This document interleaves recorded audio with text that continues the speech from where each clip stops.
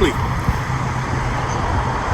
one of the things that struck me most about the Bible when I was in college and studying it was this, that in the Old Testament, when Israel was taken captive and they were taken into Babylon, one of the things they started to do as a practice was they started to face towards Jerusalem to pray. Before they prayed, they would open their windows and they would face towards Jerusalem. We all remember the famous story of Daniel defying the orders of the king and still opening his windows and facing Jerusalem to pray. And the thought was, if I face Jerusalem and pray towards Jerusalem, it was symbolic of them wanting to go back home, wanting God to deliver them, defying all the other gods and praying to the one God. The issue for that was it seemed to localize God in a specific spot, as if Jerusalem was his home, and as if they were praying towards where God was, not recognizing that God is everywhere all the time and that he's available anywhere. But it was symbolic for them. So as we are in this moment of lockdown where we're all dispersed into various different homes and places, this is our church. Through those windows right here is the sanctuary of our church. If it was right around the inside, you'd probably see what was inside here. Those of you who come to this church, you know where this is. This is the side of the church where the parking lot is, and these windows show right into the sanctuary of our church. We used to meet here every Sabbath. Every Sabbath, this place would get packed with people coming here to go to church. But I want to remind you, church is not a location. Church is not a building. Come on, Derek. Church is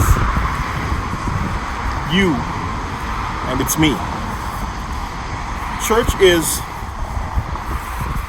us. And it's us because the building doesn't define us. The size of the building doesn't define us. It's the people. And there's a different model of evangelism in the New Testament that God gives. And the model is that instead of being at one location where everybody needs to come to, the model is that we go. Luke chapter 10 and verse 2.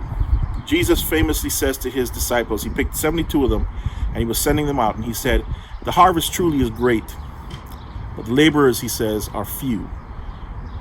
Pray that the Lord who is in charge of the harvest send forth his workers into the field, because the harvest is great. In the Greek, the word that's used for send forth is ekbalo. And ekbalo doesn't mean to specifically point to a spot, a specific location.